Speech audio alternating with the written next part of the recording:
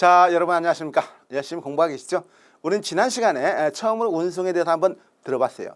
자, 운송 생각했던 것보다 그렇게 어려운 거 아니죠? 물론 이제 우리가 후반전쯤 보면은 끝날 때쯤도 보면 이제 운송에 대한 계산 문제가 좀 나오는데 그것도요 어려운 게 아니에요. 그냥 빠르게 조금만 우리가 확대하면은 빠르게 문제를 갖다 바로 풀 수 있는 그런 문제들이 대부분입니다, 사실은. 그래서 운송은요 물류 관리를 못지않게 득점을 갖다가 높게 받을 수가 있는 게 바로 여기 나오는 화물 운송론이에요, 사실은. 자, 그러면 이번 시간 또 어떻게 나오는지 한번 내용을 살펴보도록 하겠습니다. 자, 22강째고요. 여러분 여기서 나오는 게 운송의 중요성과 수단이 나옵니다. 자, 운송의 중요성. 이미 누누이 말했죠. 운송은 어떤 효과? 다른 게 아니라 장소적 효용. 장소 효용을 창출하는 데 가장 우선적인 목적이 있다고 그랬죠. 뭐 이미 설명드렸지만 운송은요 전체 물류비 중에서 60% 이상을 갖다가 차지하고 있습니다. 그러니까 여러분 생각해 보세요. 우리가 물류에서 가장 중요한 게 비용적인 절감이잖아요. 물론 서비스 증가도 있지만은 그러면 비용 절감이면 당연히 거기에 대한 서비스를 높게 할 수가 있잖아요. 그러면은 사실 비용이 60%나 차지하는 이 물류비를 갖다가 어떻게 조금이라도 줄일 수가 있다면은 비용적으로 굉장히 절감이 되면서 서비스는 높아질 수가 있단 말이죠. 그러니까 60% 이상을 차지하고 있으면 앞으로도 더욱더 증가가 될 거래요. 그러니까 얼마나 조금 약간은 갖다가 좀 아무러다가 할까요? 그럴 수밖에 없죠. 왜? 앞으로 더욱더 증가된다니까. 그러니까 운송을 갖다 굉장히 잘 해야 돼요. 자, 기존에 형상적 효용을 창출한 생산. 자, 형상적인 건 뭡니까? 지금 없다는 것이에요. 없는 거에서 있는 거. 즉, 무에서 유를 창출한 게 형상적이에요. 이런 형상적 효용, 생산이죠. 생산이 뭡니까? 형상적 효용, 형태적 효용이라고 보시면 돼요. 그래서 생산이 형태적 효용을 창출하는 반해서 뭐가? 장소적 효용을 창출한 게 뭡니까? 운송이에요. 운송. 그래서 장소적 효용을 창출한 게 뭐라고? 운송이에요. 운송. 당연히 시간적 효용을 창출한 보관, 재화의 부가치를 창출한 유통, 가공 등을 중시하는 측면이 있기 때문에 어쨌든지 간에 여기에서 운송적인 측면, 장소적 효용을 창출한 운송을 갖다가 더욱더 집중해서 노력하자. 물론 시간적 효용을 어느 정도는 운송이 창출하고도 있어요, 사실은. 조금이지만 어느 정도는 창출하는 데 공헌을 하고 있어요. 그렇지만은 어쨌든 그런 내용, 그 다음 최근의 운송은 하역, 보관 등 물류기능 전체 총 물류비 절감과 고객 서비스를 향상시키는데 어쨌든 나와 있어요. 최근 운송은 뭐냐? 하역이란 그 자체는 뭐예요? 하역 그 자체에서 어떤 효용이 창출하진 않아요. 왜? 그 효용이 뭔데? 이런 효용, 장소적 효용이라든가 시간적 효용이라든가 형상적 효용이라든가 그 다음에 여기 나오는 부가치를 창출하는 이런 어떤 뭔가 효용을 하역 그 자체에서만은 창출할 수 없지만은 반드시 필요하죠. 뭐 운송에는 부가적으로 무조건 하고 하역이 필요해요. 그래서 보관 등 물류기능 전체 총 물류비 절감과 고객 서비스. 역시 계속해서 이 말 나오니까 여기서는 이 정도만 하면 돼요. 이런 것이 더 훨씬 중요하다 이겁니다. 자, 그런 내용을 여러분이 봐두시면 되고, 자, 다음으로 한번 넘어가서 봅니다. 양가로 2번. 양가로 2번에 이제 운송수단별 기능 비교가 있어요. 운송수단별. 자, 화물 자동차는 주로 근거리 운송을 담당하고 있고 취급 품목이 다양하다. 자, 당연하죠. 화물 자동차가 있어요. 화물 자동차. 물론 이제 화물 자동차는 크기도 다 다르죠. 뭐 하다못해 봉고 트럭부터 해가지고 아주 크기가 엄청나게 큰 트럭도 있잖아요. 그렇기 때문에 화물 자동차는 주로 근거리, 가까운 거리를 갖다가 운송을 담당한다는 이 말은 그럼 좀 중장거리는 뭐 철도라든가 이런 걸 담당하겠다 이거예요. 우리나라 같은 경우는요 사실은 화물 자동차로 운송하는 게 대부분입니다. 어쨌든 우리나라가 그렇게 땅덩이가 넓지 않기 때문에 뭐 남쪽 북쪽 서울에서 부산까지 400km 정도도 안 되잖아요. 400km 정도는 되나요? 그 어느 정도 그 정도 전후밖에 안 되기 때문에 뭐 만약에 이제 우리가 통일이 돼가지고 저기 뭐 북한에 있는 끝에 뭐 함흥부터 해가지고 쭉 부산까지 이제 목포라든가 부산까지 가면은 그 정도면 이제 한 거의 한 뭐 1000km는 안 되겠지만은 그래도 한 700~800km 뭐 거의 900km 가까이 되잖아요. 그 정도 되면 이제 약간의 철길이 좀 유리할 수 있을지 몰라도 지금 같은 경우는 주로 화물 자동차입니다. 그래서 근거리 운송을 담당하고 있다는 거 당연하죠. 취급 품목이 이제 다양하게 될 수가 있겠죠. 하나만 드는 게 아니라 다양하게 있다. 너무나 당연한 말이에요. 육상 운송 수단이 있습니다. 육상 운송 당연하죠. 육상 운송 수단은 뭡니까? 육상 땅 위로 가는 거예요. 땅 위. 그리고 철도 운송이 있어요. 그거에 철도 운송. 이 철도 운송은 중량이 무겁거나 중거리 운송에 적합하다. 그래서 이렇게 나왔어요. 중거리 운송이란 것은 이제 조금 있으면 제가 설명드릴 것이에요.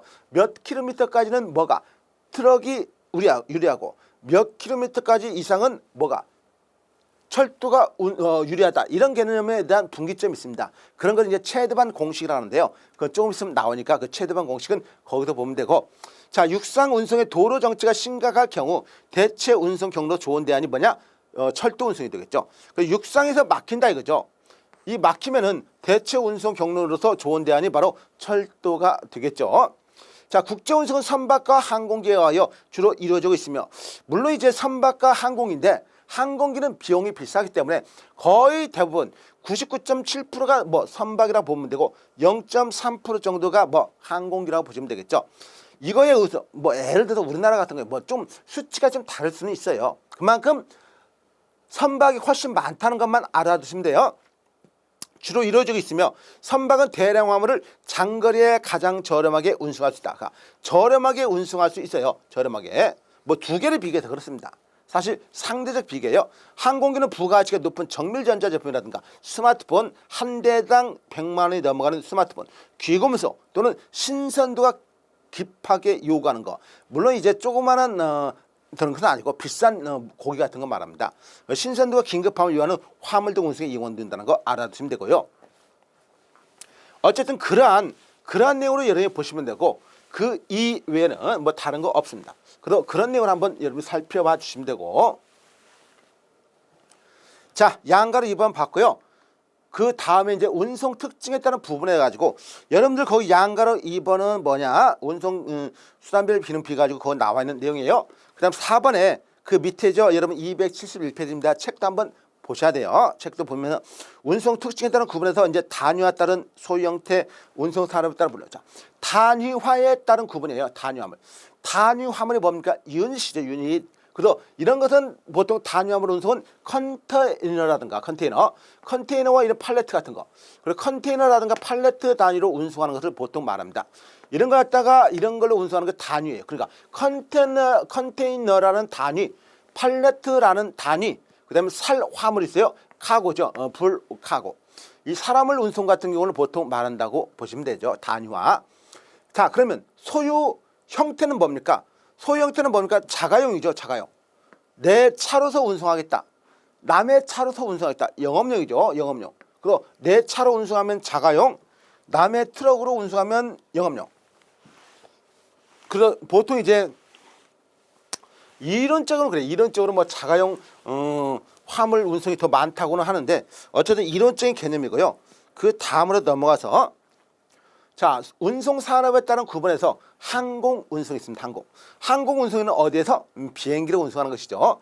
그 다음에 해상 운송, 그리고 항공 운송 산업이니까 그 다음에 해상 운송, 연안 운송하고 유향 운송으로 나눠질 수가 있고요. 그러니까 이건 기본적으로 우리나라 연안, 만약에 뭐 인천에서 부산까지 이런 걸 말하고, 유향 운송은 어디에서?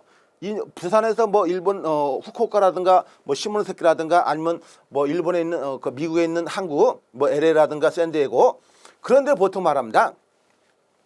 육상 운송은요. 뭐 당연히 땅 위로 가니까 공로 운송, 철도 운송, 삭도 운송, 뭐 파이프라인 운송 뭐 이렇게 나와 있어요. 그냥 육상 땅 위로 운송. 그래서 우리는 크게 항공 운송 바꿔요. 항공운송. 하늘로 가는 거, 공간, 해상, 물 위로 가는 거, 땅 위로 가는 거. 그다음 복합 운송 있어요. 복합 운송. 복합 운송이라는 건 뭐냐? 하나가 아니라 두 개의 운송. 여기 있는 이 내용을 갖다가 두 개씩 결합해서 운송하는 것이에요. 그래서 복합 운송 피기백이라는 게 있는데, 피기백은 뭡니까? 피기는 돼지잖아요.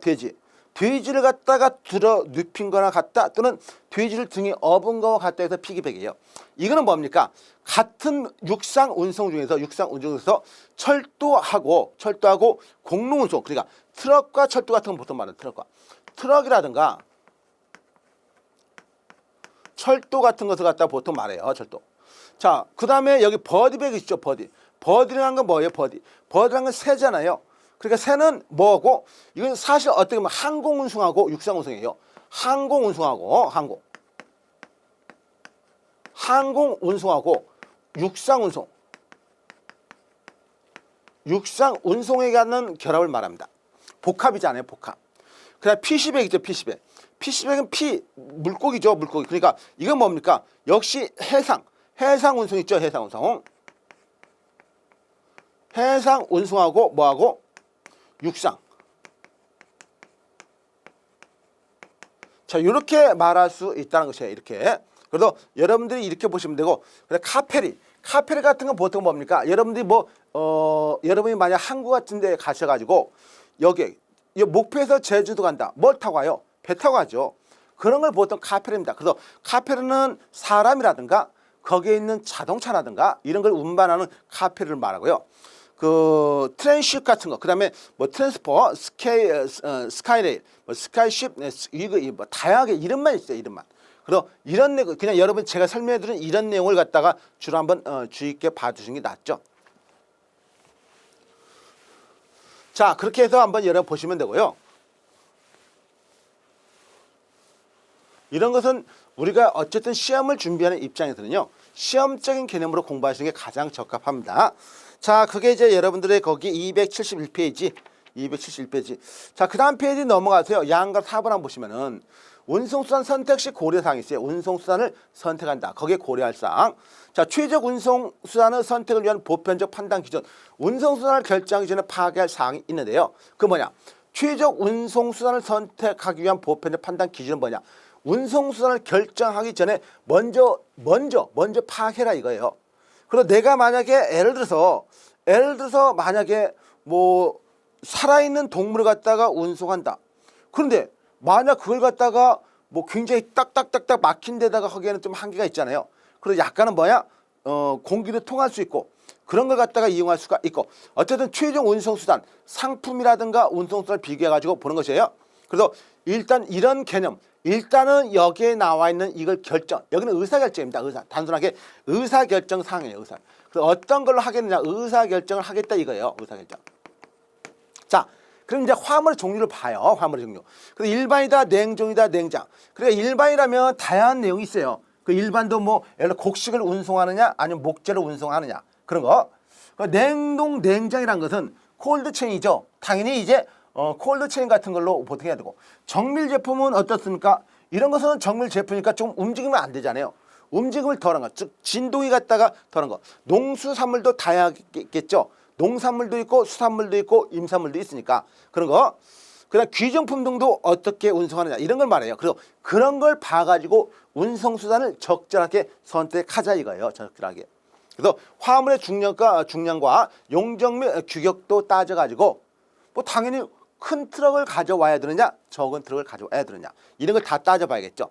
자, 그다음 운송 거리라든가 운송 경로, 화물의 발차 시기 및 납품 시기 뭐 다양합니다. 이건 너무나 당연한 말이에요. 운송 거리가 얼마나 되느냐, 운송 경로는 갖다가 만약에 기본적으로 트럭으로만 가도 되느냐 아니면 중간에 철도를 바꿔야 되느냐. 자, 화물의 발차 시간 오전이냐 오후냐 뭐 대부분 야간에 심하게 많이 하겠지만 납품 시기라든가 운송수단 확보라든가 판매 납기 이런 계약 등 운송 부단력은 얼마나 되느냐 로드 크기 하나의 로드 짐의 크기가 얼마나 되느냐 운임 부단력은 높으냐 낮으냐 그 다음에 기타 등등 다양하게 있겠죠. 그냥 모두 많아요. 다양하게 많이 있어요. 현실적으로 여러분이 입장을 바꿔서 여러분들이 운송을 하는 화주 입장이라고 생각해 보셔도 충분하게 이해가 갈 수 있는 부분이에요. 자, 운송수단의 평가 사항은요 편리성이 있어야 된다. 그 다음 정확성이 있어야 된다. 신속성이 있어야 된다. 안전성이 있어야 된다. 경제성. 차우장 좋은 건 다 말해요. 좋은 거. 어떻게 보면 저는 같아가 당연한 것이지만은 뭐 그냥 뭐 가격을 싸게 해주고 이왕이면 1인분 같은 1인분이지만은 2인분 같은 1인분을 갖다 주세요라고 하는 것과 똑같은 것 같아요. 이런 것은 왜냐면은 뭐 당연히 운송수단의 평가상은 편리해야 되고 정확성도 있어야 되고 신속해야 되고 안전해야 되고 거기다 경제성까지 있어야 된대요. 경제성이 뭡니까? 비용을 갖다가 적게 들어가야 된대요. 그 다음에 신뢰성도 있어야 되고 참. 누가 남의 내 물건을 갖다가 도중에 옮기면서 뭐 파헤쳐 가지고 뭐 혹시 먹거나 아니면 뭐 파손이나 멸실 같은 거 되게 할 수가 있으니까 그런 거 안 되게 하는 실효성. 그런 것도 있는데 너무나 당연한 말이지만은 사실 조금은 좀 한계가 있지 않나라는 생각을 합니다. 자, 일단 이런 식으로 한번 나와 있는 걸 보시면 되고요. 자, 다음으로 해서 양가로 4번 봤고, 양가로 4번은 거기 양가로 4번 내용입니다. 거기 272페이지. 자, 그 다음에 자사 운송과 타사 운송의 장단점 비교해요. 그러니까 이런 운송을 내가 하느냐 아니면은 다른 사람에게 맡기느냐 이거예요. 그럼 내가 하면은 자사 운송이 되는 것이고 다른 사람에게 맡기면 타사 운송인데, 타사 운송이란 건 그 자체예요. 물류 아웃소싱과 또는 제3자 물류 같은 그런 개념입니다. 운송을 갖다가 내가 하는 게 아니라 직접 밖에다 맡기는 거. 이 자사 운송 같은 경우는 뭡니까? 내가 직접 우리 회사에 운전사도 고용하고 트럭이라든가 운송 수단을 갖다가 보유한 상태에서 우리가 필요할 때마다 운송을 하는 것이에요. 그렇기 때문에 안정적인 운송 능력을 확보하겠죠. 왜? 우리 회사 거니까. 그 높은 고객 서비스. 왜? 우리 회사 고객이니까 서비스를 잘해야 돼요. 그 다음에 기사를 통한 사무 처리가 가능하대요. 왜? 기사를 통한 우리 회사 직원이니까 그 사람이 운송을 하지만은 그 상대방 입장에서는 운전기사처럼 보일지 모르겠지만 우리 회사로 보면은요, 그 사람이 영업부장일 수도 있어요. 아니면 영업과장일 수도 있고. 그렇기 때문에 단지 운전하고 물건을 납품하러 갔을 뿐입니다. 그래서 이 기사를 통한 사무 처리가 가능하죠. 근데 운송 물량의 변동에 대한 신속한 대응이 곤란합니다. 왜? 이거는 적어도 갖다 줘야 돼. 적어도 갖다 줘야 돼. 왜냐? 적어도 그냥 원래 5톤 트럭인데 우리 거가 1톤만 들여도 어쩔 수 없이 가야 돼요. 만약에 이게 영업용이라면 우리 것뿐만 아니라 1톤이라고 하더라도 다른 사람 물건하고 합쳐가지고 5톤의 물건을 만들어서 갖다 주겠죠. 그렇기 때문에 신속한 대응이 곤란하다는 것이에요. 신속한 대응이. 그 다음에 설비 및 인건비 상승되고, 왜냐? 고정비가 나가죠. 고정비. 설비, 자동차를 보유하고 있으니까 매년 감강상각됩니다. 그 다음에 그 운전수의 인건비 어때요? 직원이니까 4대 보험에다가 뭐 꼬박꼬박 돈이 나간다는 것이에요.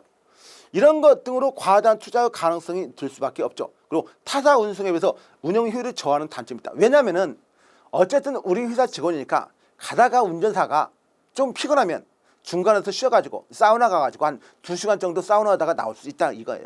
그래 물론 그렇지는 않겠지만은 예를 들어서 좀 운송 효율이 영업용으로 하는 것보다는 좀 떨어질 수밖에 없습니다. 왜냐하면 영업용으로 하는 사람은요, 자기가 돈을 벌기 때문에 자기가 일을 열심히 해야 된다는 걸 알아요.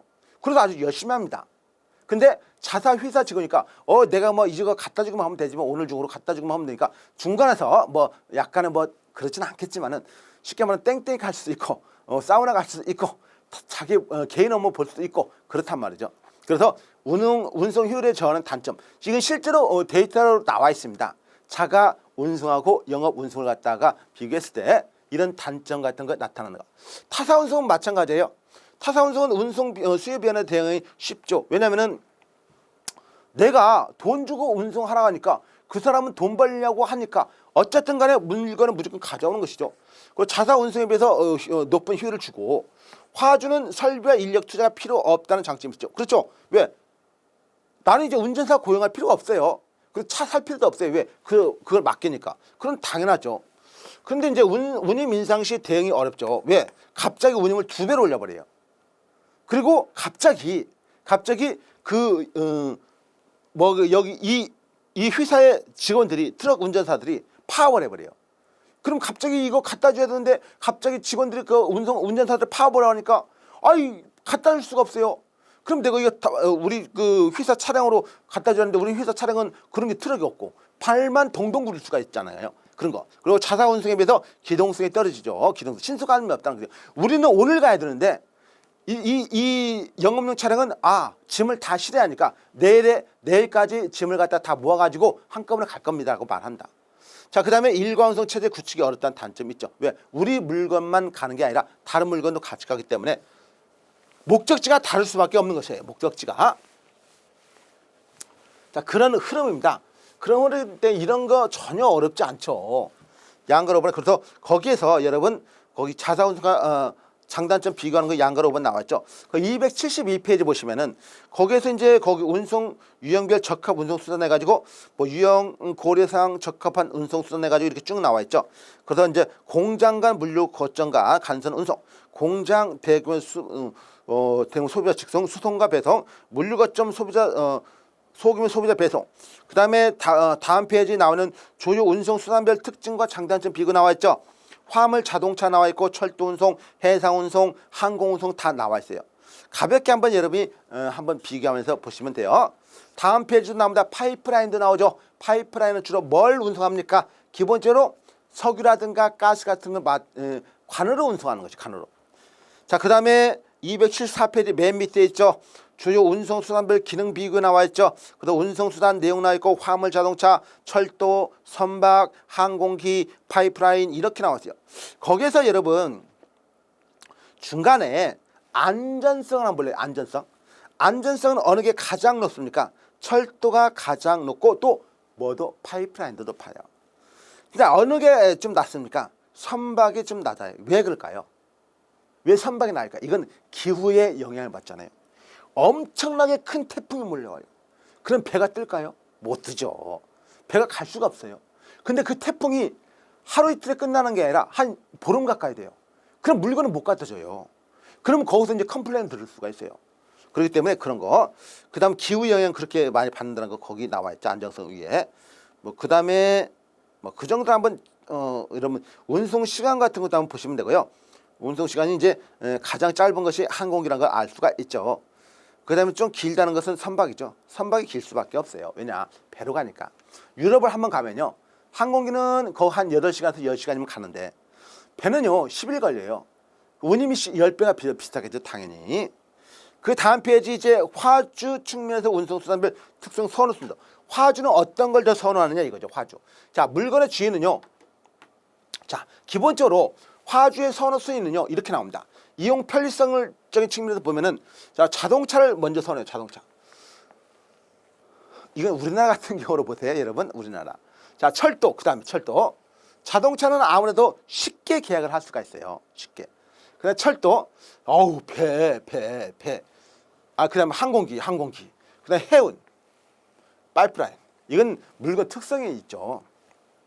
가스라든가 석유를 가져오지 않으면 누가 굳이 갖다가 파이프라인 운송수단을 이용하려고 하겠습니까? 그걸 운송수단을 이용하지 않죠. 그냥 대부분은 뭡니까? 자동차를 이용하죠. 자동차. 이렇게 그냥 쭉 나와 있지만 거의 갖다 한 90% 이상은 자동차를 이용한 선호한다고 보시면 되고요. 자, 비용적인 측면은 당연히 파이프라인이 가장 낮아요. 저렴해요. 파이프라인이 가장 저렴하고 가장 비싼 건 당연히 항공기예요. 항공기는 엄청 비싸죠. 비행기로 가니까. 그래서 이제 우리나라에서 얼마 전에 신문에도 나왔죠. 우리나라의 뭐 어떤 그 생산자가 프랑스 파리에서 갑자기 물건을 갖다 달라는데 선박으로 갖다 달라는데 거의 10일 넘게 걸리니까 물건의 10배의 운임을 주면서 오히려 비행기로 신뢰를 지키기 위해서 그러니까 납기 일자의 약속을 갖다가 지키기 위해서 비행기로 운송을 했다. 그래서 사실 거기서 남는 건 하나도 없었다고 또 손해라고 하는 기사가 한번 나왔어요.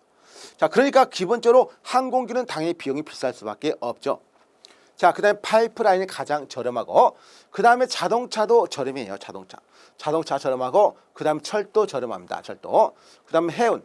배가 의외로 어쩔 수 없을 것 같아요. 배는 갖다가 기본적으로 우리나라에서 운행하는 게 아니라 해외로 갈 때 보통 운행을 많이 하죠.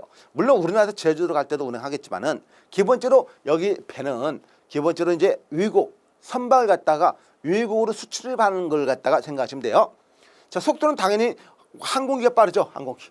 그다음 자동차가 빠르고 철도보다 더 자동차가 빨라요. 우리나라 같은 경우 그렇다는 것이죠. 그다음 해운, 배, 그다음 파이프라인. 자, 수송량은요. 당연히 파이프라인이 가장 많죠. 엄청나죠. 그다음에 해운, 배가 크죠. 그다음 철도, 자동차, 항공기. 자, 그다음 탄력성은요. 기본적으로 탄력성이라는 건 쉽게 바꾸거나 쉽게 유연성이 높다는 것이죠. 자동차. 그 다음에 비행기예요. 비행기. 그 다음에 철도. 이 해운이라든가 파이프라인은 이 파이프라인은 특히 탄력성이 낮을 수밖에 없죠. 왜? 한 번 관을 묻어놓으면은 그 관을 이용할 수밖에 없어요. 그렇기 때문에 굉장히 낮을 수밖에 없는 것이고 그 다음에 해운 같은 경우도 마찬가지입니다. 해운이라는 건 뭐냐? 다른 나라 가기 때문에 이 길이 정해져 있고 시간이 정해져 있기 때문에 쉽게 뭐 갑자기 비싸다고 해서 갑자기 뭐 쉽게 빨리 갈 수는 없어요. 그래서 이런 내용 한번 알아두시고 이것도 시험에 자주 언급이 되는 부분이니까 반드시 좀 봐두시면 됩니다. 자, 그렇게 하시고 거기 나와 있는 이 275페이지 나와 있는 양가로 거기 네모 박스고 이 양가로 5번도 한번 보세요. 양가로 5번. 운송수단별 기능의 적합성 비교가 나왔어요. 자, 이렇게 쭉 나와 있죠. 쭉. 자, 일단 여러분 이렇게 보세요. 자, 화물 중량, 운송 거리, 그다음 운송 비용, 기후 영향, 그다음 안정성이 있느냐, 일관 운송이냐, 중량에 제한이 있느냐, 운송 시간은 어떠냐, 하역 포장은 어떻게 할 수가 있느냐, 이런 걸로 한번 보시면 돼요. 그래서 이런 화물 중량으로 따졌을 때는 어떤 게 선박이라든가 철도는 거의 비슷합니다. 선박, 철도. 왜냐? 무거운 걸 실을 수 있어요. 그다음에 파이프라인이라든가 항공기도 거의 거기서 비슷하다고 볼 수 있고 자동차가 화물 중량은 가장 적게 실을 수밖에 없어요. 왜? 트럭이라는 그 공간이 한계가 있잖아요. 아무리 20톤짜리 트럭이다 해가지고 그 싣는 적재량이 20톤을 초과할 수는 없잖아요. 총 적재량이 20톤이라면 운송 거리를 갖다가 당연히 항공기가 가장 적합하죠. 사실은. 그래서 이제 항공기가 가장 먼 거리는 항공기가 가장 적합하고 선박, 철도, 그다음 파이프라인하고 자동차는 거의 비슷하고 운송 비용은요 선박이라든가 파이프라인, 철도, 자동차, 항공인데 이건 운송 비용은 뭐냐면은 약간 저렴하다는 측면에서 선박을 많이 이용하고 그 다음에 파이프라인. 물론 이제 기본적으로 선박을 통해서 운송하는 그 물리적 수단하고 파이프라인을 통해서 운송하는 그 물리적 수단은 다를 수밖에 없죠. 사실은 다를 수밖에 없는 것이에요. 이거는 그냥 그래서 비용적인 측면의 적합성은 선박, 파이프라인, 철도, 자동차, 항공기.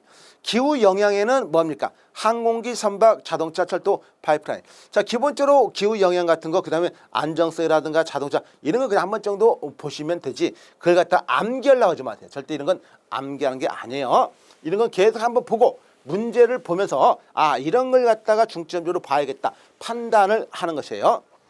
자, 그렇게 해서 여러분 거기 책에 나와 있기 때문에 양가로 5번을 받고 그 다음에 이제 뭡니까? 운송시장의 환경 변화라고 해서 거기 275페이지 1번 운송시장의 환경 변화에서 나와 있습니다. 자, 환경이 갖다가 내부적 환경도 있고 외부적 환경도 있다고 그랬죠. 그래서 어떻게 환경의 변화가 되느냐 이거죠. 자, 변화하는 내용이 있어요. 자, 여기서 보면 정보화 시스템화. 어쨌든 정보가 발달되니까 정보화가 되고요. 이제 체계성이 높아집니다. 그리고 정보화가 발달되니까 정보화가 되고 체계성이 높아지는 시스템화가 된다는 것이에요. 그리고 최근의 운송은요. 소품종 대량화가 아니라 다품종 소량화 시대입니다. 다품종 소량화 시대예요. 그러니까 예전에는 대부분 소품종 대량화 시대였다면은 그런 게 대부분의 운송 수단이었어요. 근데 요즘에는 다품종 소량화. 이건 왜 그럴 것 같아요? 요즘에 고객의 개인이 어떻게 해요?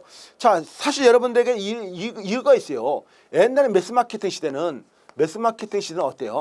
매스마케팅 시대는 대량 생산, 대량 소비였잖아요. 그래서 대량 생산하고 자, 대량 소비니까 대량으로 소비하니까 어때요? 개인의 특성을 고려하지 않았어요. 그러니까 이때는 뭐예요? 그냥 개인의 특성을 고려하지 않게 10사람이 한 가지 색깔을 갖다가 나타낸다는 이런 시대였단 말이에요. 이런 시대. 근데 어때요? 지금 시대가 흐름에 따라서 이제는 한 사람이 어때요? 한 사람이 당연히 한 가지 색깔을 나타낼 수가 있어요. 한 가지 색깔. 그리고 이제는 더 어떻게 합니까? 한 사람이 아침도 다르고 점심도 다르고 저녁도 달라요. 그러니까 한 사람이 아침도 다르고 점심도 다르고 저녁도 다르게 10가지 색을 갖다가 나타낼 수가 있단 말이죠. 그러니까 이런 건 뭐예요? 이런 거 갖다가 1:1 마케팅이라는 개념으로 쓸 수가 있겠죠. 1:1 마케팅. 그리고 어때요? 이걸 갖다가 이제 고객 한 사람씩 관리하는 CRM 시대란 말이죠. CRM. 그래서 이런 시대까지는 뭐예요? 이런 시대까지는 소품종 대량 생산이 됐다면은 지금은 뭡니까? 지금은 한 사람이 다 다르기 때문에 소품종 대량화가 돼야 돼요. 소품종. 이런 식으로 여러분이 나타날 수가 있습니다. 그래서 여기에 나와 있는 다품종 또는 소량화라는 개념. 그다음에 이제 여기는 옛날에는 다품종 대량화 시대였다면 지금은 소품종 소량화 시대가 될 수가 있고 그 품종이 하나가 아니라 소품종 대량화 시대였다면 이제 다품종 소량화 시대가 된다는 것이요. 예전에 어떻게? 여기는 소품종 대량화예요. 그러니까 여기 이 시대는 소품종이 그렇게 많지 필요하지 않았어요. 그리고 어떻게 대량화로 생산하세요. 이거의 상반되는 개념이 뭡니까? 이건 다품종이죠. 품종이 다양해야 돼요. 다양해야 돼요. 다품종이고 어떻게 해야 돼요? 이건 당연히 소량화가 돼야 돼요. 소량화. 다품종을 갖다가 많이 똑같은 옷을 입지 않는단 말이죠. 그래서 전자상거래가 당연히 증가가 된다는 거 당연한 말이죠. 그다음 운송시장의 국제화. 어쨌든 우리가 이제 글로벌 시대니까 우리나라 국경 내에서 우리나라만 가지고 살 수가 없어요. 그래서 다른 나라 수출할 수밖에 없습니다. 그래서 국제화가 될 수밖에 없는 것이고, 그 다음에 고객의 욕구의 다양화도 당연하죠. 그래서 여기에 나와 있듯이 이것만 봐도 알 수가 있어요. 고객의 욕구가 다양하기 때문에 예전에 한 사람이 한 가지 색깔을 냈다면 지금은 한 사람이 10가지 색을 갖다가 동시에 내기 때문에 고객의 욕구가 너무나 다양하게 된 것이에요. 거기에 맞춰야 돼요. 거기에 맞춰야. 자, 그래서 이제 제3자 물류가 증가되겠죠. 당연히. 제3자 물류. 물류 업무를 직접 하지 않는다는 것이 왜? 이제는 위부에도 굉장히 큰 물류 기업이 많이 있기 때문에 그런 사람에게 우리 물류 업무를 맡기면 됩니다. 그래서 제3자 물류의 증가, 운송시장의 경쟁이 격화되고요. 왜냐하면은 택배업이 점점 발달됐죠. 왜 그렇습니까? 언컨택 시대예요. 언컨택 시대의 특징이 뭡니까? 이제는 다른 사람과 쉽게 접촉하기 힘들단 말이죠. 어디에서? 자기만의 공간에서. 자기만의 공간이 어딘데? 집에서 물건을 갖다가 멀어서 직접 가지 않고 스마트폰이라든가 컴퓨터를 통해서 구입하는 언컨택 시대이기 때문에 당연히 운송시장의 경쟁이 격화될 수밖에 없죠. 환경에 관련된 규제 강화. 왜? 시켜먹으니까 포장지가 많이 들잖아요. 포장지가 많이 들기 때문에 포장지 같은 걸 어떻게 재활용을 해야 되는데 재활용을 하는 그런 단계에서 소비자들의 인식이 굉장히 중요한데 그런 것도 한계가 있기 때문에 규제를 강화해가지고 환경적인 측면도 당연히 고려를 하자. 이런 측면에서 나와 있는 게 바로 운송시장의 다양한 환경의 변화가 되고 있습니다. 지금 이 상황이에요. 여러분들이 보고 있는 그 여러분 주변에 있는 환경이 지금의 운송시장의 환경이라 그냥 보셔도 됩니다. 자, 향후는 어떻게 되겠나 이거죠. 앞으로는 그 운송기업이 이제 점점 국제화가 되겠죠. 우리나라에서 때로는 굉장히 빠르면요. 우리나라에서 뭐 소비했던 게 뉴욕에서 바로 소비가 되고 프랑스 파리에서 바로 소비가 되는 그런 식의 국제화와 또는 그런 정보, 유럽에서 유행했던 제품이 우리나라에서 바로 유행이 되는 그런 정보화 시대가 될 것이에요. 그리고 화주들은요. 다른 사람과 똑같은 걸 원하지 않기 때문에 굉장히 개성화가 많이 됐습니다. 개성화가 됐다는 것은 요구를 많이 할 수밖에 없다는 것이에요. 화주가. 그래서 화주의 요구 다양화. 거기 그런 소비자에 맞추는 화주의 요구가 다양화가 될 수밖에 없고 여기 역시 마찬가지 다품종 소량화. 그다음에 운송 회사 간의 경쟁이 당연히 심화가 될 수밖에 없다는 거 너무나 당연한 말이죠. 그래서 이런 식의 환경 변화가요. 지금의 물류 환경 변화가 거의 이런 시대라고 보시면 됩니다. 그래서 이제 경쟁이 그만큼 치열해지고 그만큼 이제 2020년 말부터 해가지고 굉장히 택배 노동자들에 대한 관심이 갖다 좀 높아지기도 했었죠. 그런 것은 뭡니까? 경쟁이 심화되다가 보니까 이제 그 운송을 수행하는 그 인적 구성원들, 생산 요소인 사람들, 택배 노동자들의 너무나도 힘들어한다. 그런 의미에서 보는 것이겠죠. 자, 운송시장의 합리화 방안이 있습니다. 그럼 어떻게 하면 합리화가 되겠냐? 추이선은 아니겠지만 추이선에 좀 맞춰보자 이거예요. 그래서 합리화 방안이 있는데 그러면 어떻게 가장 빠르게 최단 수송 루트가 있을까? 운송을 빨리 하는 게 시간적으로 훨씬 더 유리하잖아요. 빠르게 갖다 주는 게 굉장히 어떤 거? 장수적 효용이 높아지니까 좋은 것이에요. 그럼 최단 수송 루트를 어떻게 하면 개발할까? 그 다음에 최적의 수송수단 자동차로 갈까? 트럭으로 갈까? 아니면 트럭이나 자동차 같은 것인가? 철도로 갈까? 우리나라는 운송수단의 제한이 있을 수밖에 없어요. 그런데 일단은 최적의 운송수단 똑같은 트럭인데 아니면 오토바이로 갈 수 있죠. 왜 오토바이를 갖다가 포함 운송수단도 들니까 당연히. 적기 운송과 운송비 부담의 완화를 위한 왜? 빠르게 운송하기 위해서는 뭐가 될 것 같아요? 운송비가 될 것 같죠. 그러니까 어떻게 하면 적기 운송도 하고 운송비를 갖다가 최소화시키는 그런 뭐가 있겠느냐 원칙들이 뭐가 있겠느냐 그걸 따져보는 것이에요. 그 다음에 계획적으로 운송하고 출하 물량 단위 대형화 및 표준화가 필요하다. 트럭의 적재율을 갖다가 높이는 것이 중요하다. 이런 거 당연하죠. 트럭의 적재율을 높인다는 거 이미 아까 제가 설명드렸었죠. 지난 시간에 뭐 실차율 또는 영차율을 높이는 게 중요하다. 공차율보다는 영차율을 높이는 게 중요하다. 이런 걸 제가 설명드렸어요. 그래서 거기에 나와 있는 여러분 페이지는 276페이지에 나와 있는 이런 내용입니다. 자, 이런 내용을 보셔가지고 거기에 이제 양가로 2번에 우리나라 운송 시스템의 합리화 방안이 있어요. 자, 기본적으로 이제 이런 것은 우리나라 운송 시스템이라는 딱 정의를 내리기보다는 그냥 일반적인 운송 시스템의 합리화 방안은 이런 걸로 정의를 내릴 수 있다. 이렇게 보시면 됩니다. 자, 사실은요, 여러분들이 지금 물류가 사회과학적인 측면으로 보시는 분이 있는데 이건 아닙니다. 사실 물류는요, 여러분들이 물류를 보시면요, 이 사실은 뭐냐? 이 물류는 산업공학적인 측면이에요. 이 산업공학적인 측면이 굉장히 강합니다. 그래서 여러분들이 혹시라도 이걸 사회과학적인 측면에서 이해하려면 안 돼요.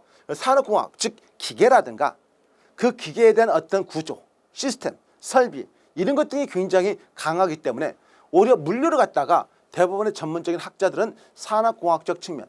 그래서 우리나라에서 이제 보통 이제 산업공학과가 있는 데가 보통 이제 물류를 갖다 거기서 많이 강의도 하죠. 그래서 일단은 여러분들이 우리나라 운송 시스템 합리화 방안이 나와 있는데 이 물류 기기 산업공학적 측면에서 가장 먼저 등장하는 게 기기를 갖다가 어떻게 활용하는 이거예요. 기기. 그래서 기기를 어떻게 개선하냐.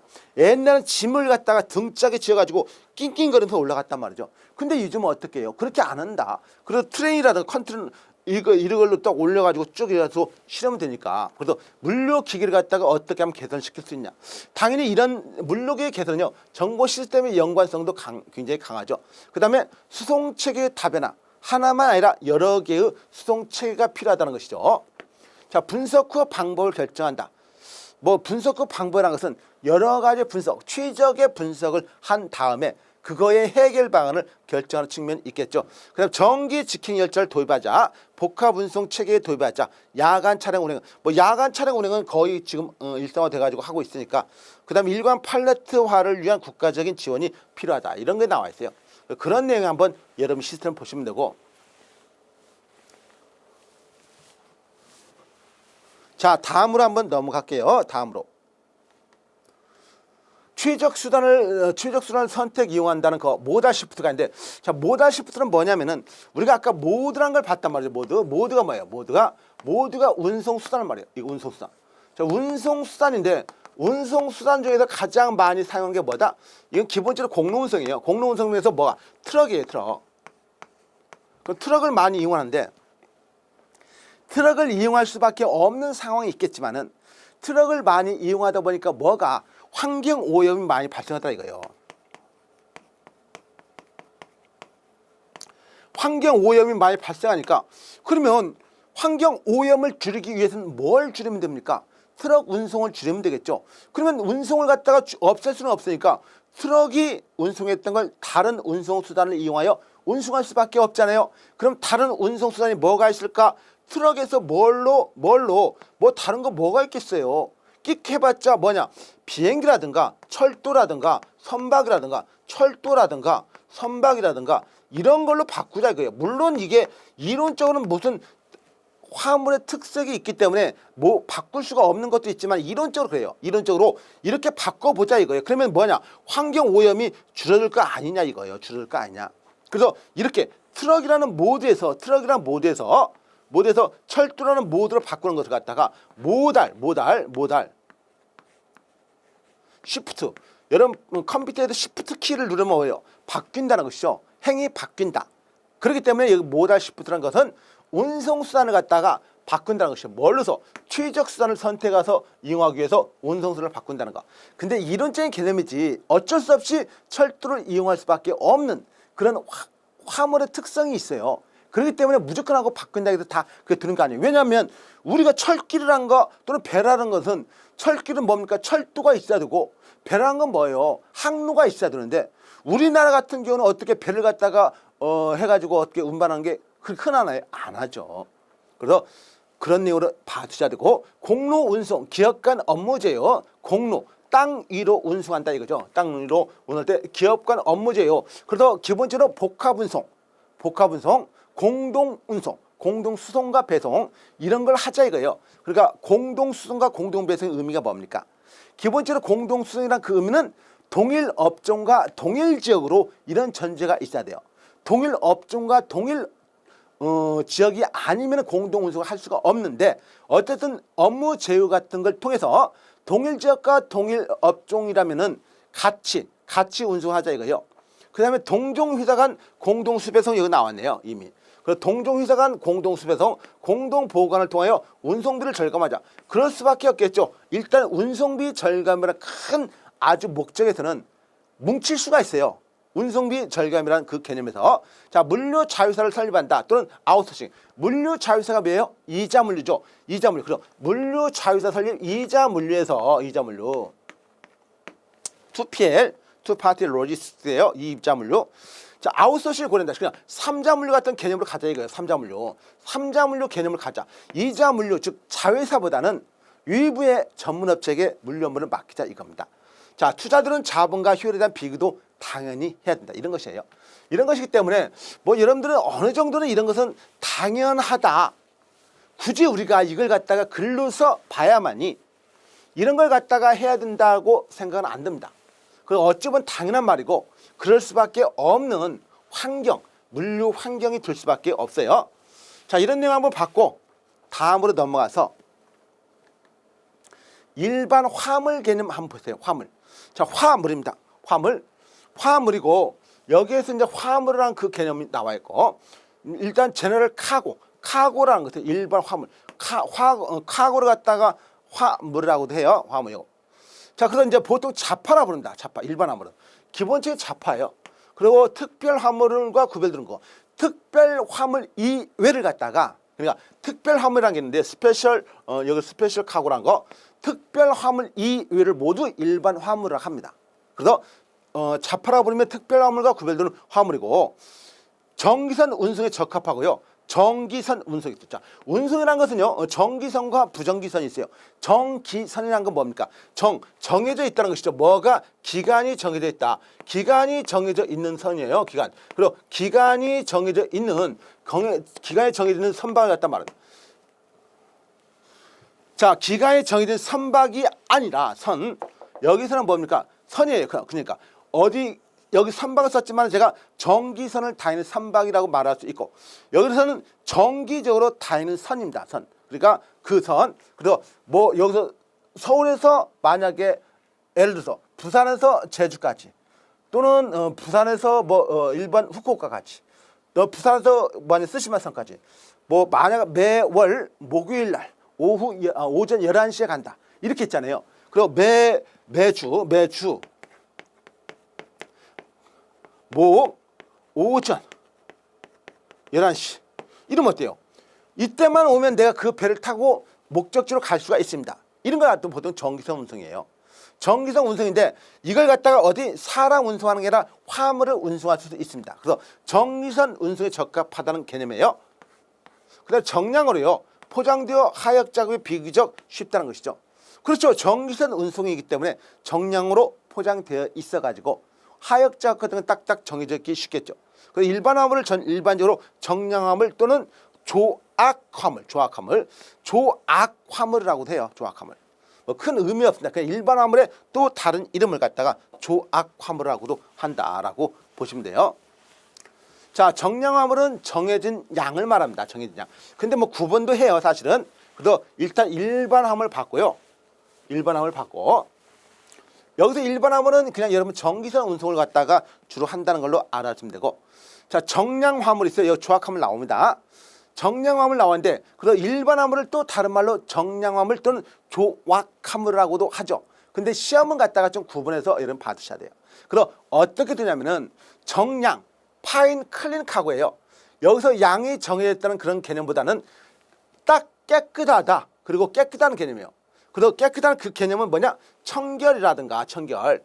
그 다음에 건조한 것을 말한 걸 보통 말합니다.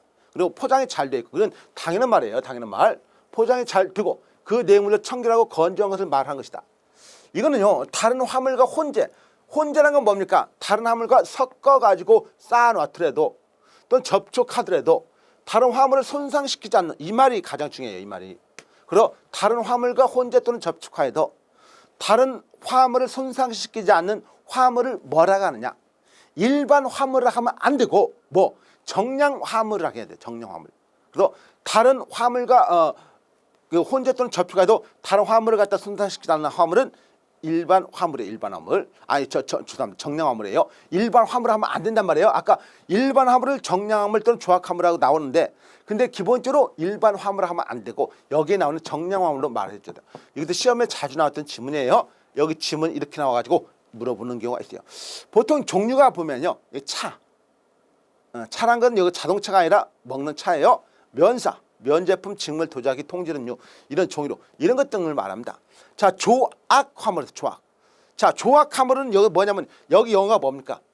rough, 거칠다는. 그래서 조악 화물은 다른 게 아니라 거친 화물, 거친 화물을 말합니다.